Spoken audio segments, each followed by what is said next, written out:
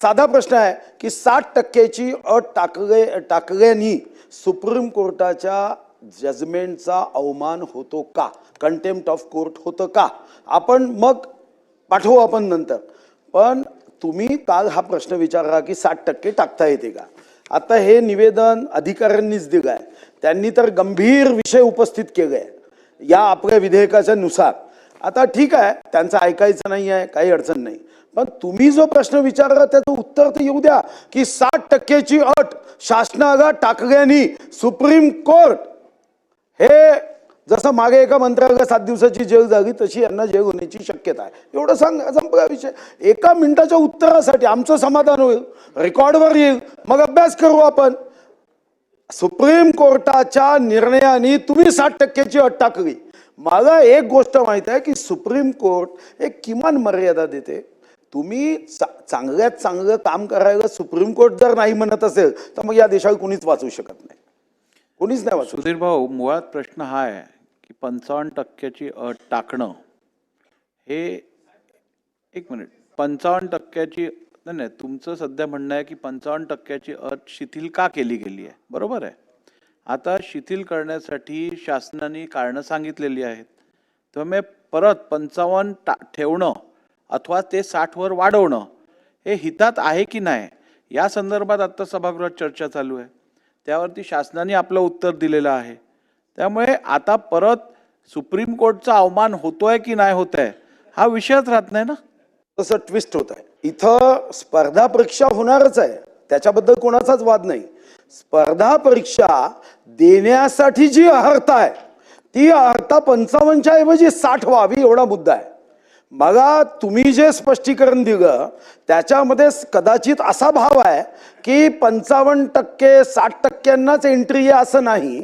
स्पर्धा परीक्षेची अर्हता आणि तुम्ही जे सांगत आहात तो जर नियम आजपासून आपण गृहीत राज्यातल्या सर्व परीक्षांना लावला तर यानंतर कोणतीही स्पर्धा परीक्षा असेल त्याच्यामध्ये 35% वागा सुद्धा अर्ज भरू शकेल असं साधारणतः सुतोवाच तुम्ही करताय आणि हे रेकॉर्डमध्ये राहील एवढीच माझी विनंती आहे. या संदर्भात अधिकाऱ्यांचं शिष्टमंडळ मला बाहेर भेटलं, निवेदन दिलं.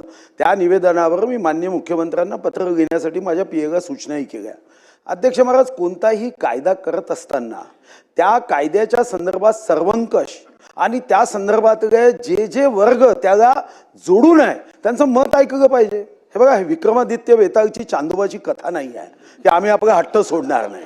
अध्यक्ष महाराज, आपण जर तुमच्याच विभागाचे जे चॅरिटी कमिशनर विभागाचे अधीक्षक आहेत ते आत्ता भेटलेत, ते मला म्हणाले की आमचे वरिष्ठ अधिकारी हे मुद्दाम अशा कायद्यात तरतुदी करतात की ज्या तरतुदीचा फायदा त्यांच्याच कुटुंबातील त्यांच्या नातेवाईकांना व्हावा.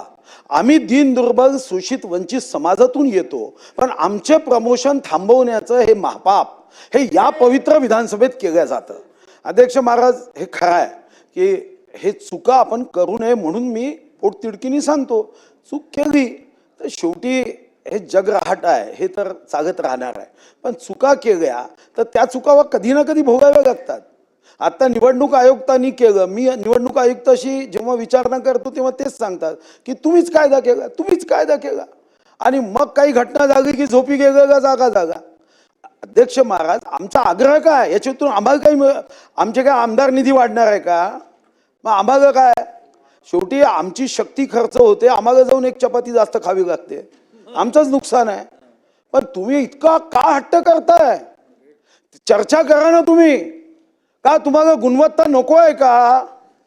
तुम्हाला गुणवान नको आहे का? आणि तुमच्याच विभागाचे अधिकारी कर्मचारी भेटले आता बाहेर, तुमच्याच विभागाचे, कमीत कमी ज्या विभागाचं आपण नेतृत्व करतो त्या विभागाचे अधिकारी कर्मचारी हे जर आपल्या विभागाबद्दल असं निगेटिव्ह बघत असतील तर अध्यक्ष महाराज हे काही चांगलं नाही.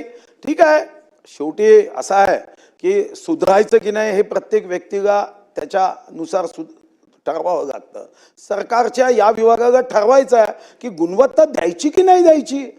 आणि मी आता खरं तर आशिष जयस्वालजी माझे जवळचे मित्र आहे, मी काल शोधायला सांगितलं, माझ्याकडे लिस्टही येत आहे की अशा अनेक स्पर्धा परीक्षा आहे की ज्या स्पर्धा परीक्षेमध्ये पर्सेंटेज आहे. काल तुम्ही म्हणाले की असं नाही आहे, अनेक स्पर्धा परीक्षेमध्ये आहे. आणि त्याचं कारण हे साधं आहे की उद्या स्पर्धा परीक्षा घेणाऱ्यांना उद्या जर तुम्ही मार्किंग सिस्टीमच ठेवली तर लाखो लोक नशिबात मागायला येतील. ते होऊ नये. आता ती सुद्धा लिस्ट मी तुम्हाला देणार आहोत. पण तुम्हाला कोण सांगताय, कोण अधिकारी आहे हे आम्हाला माहीत नाही की त्यांचा अनुभव हा जास्त असू शकतो, मी असं म्हणणार नाही. पण काही गोष्टी या कॉमन सेन्सच्या असतात. या कॉमन सेन्सच्या गोष्टीमध्ये स्वर्गीय यशवंतराव चव्हाणांचं ते उदाहरण प्रसिद्ध आहे की मी एखाद्या बुद्धिमान माणसाला विचारलं की 27 उणे 9 किती होतात, तो म्हणेल 18. पण मी एखाद्या शेतकऱ्याला विचारलं 27 उणे 9 किती, तो म्हणेल 0. कारण 9 पाण्याचे नक्षत्र जर नाही आले, बरसले नाही, तर त्याचं जीवन 0 होते. हे याच सभागृहामध्ये दिलेलं भाषण आहे. आणि म्हणून माझं आपल्याला आग्रह आहे की तुम्ही समजून घ्या ना, असा दुराग्रह हट्ट का करताय, कोण सांगताय, आणि करायचं असेल नक्की करा. पण शेवटी चित्रगुप्ताच्या वहीमध्ये जे निगेटिव्ह मार्किंग होईल की नाही, त्याच्यानंतर मात्र गडबड होईल एवढं सांगतो. मंडळ भेटलं अधिकाऱ्यांचं, त्यांचा आग्रह काय आहे की हे एक षडयंत्र आहे की न्याय व्यवस्थेमधल्या लोकांना आणण्यासाठी ही पद्धत विकसित केली जात आहे. म्हणजे जे कोर्टाच्या मध्ये काम करणारे लोक आहेत त्यांना या ठिकाणी आणता यावं म्हणून ही व्यवस्था आहे. हे खरं आहे की नाही आहे? किंवा तुम्ही असं मान्य करणार का की महाराष्ट्रामध्ये असणारे याच प्रवर्गातल्या लोकांना या परीक्षेमध्ये बसू द्या, संपला विषय. मग हे आणत कशासाठी आहे बिल?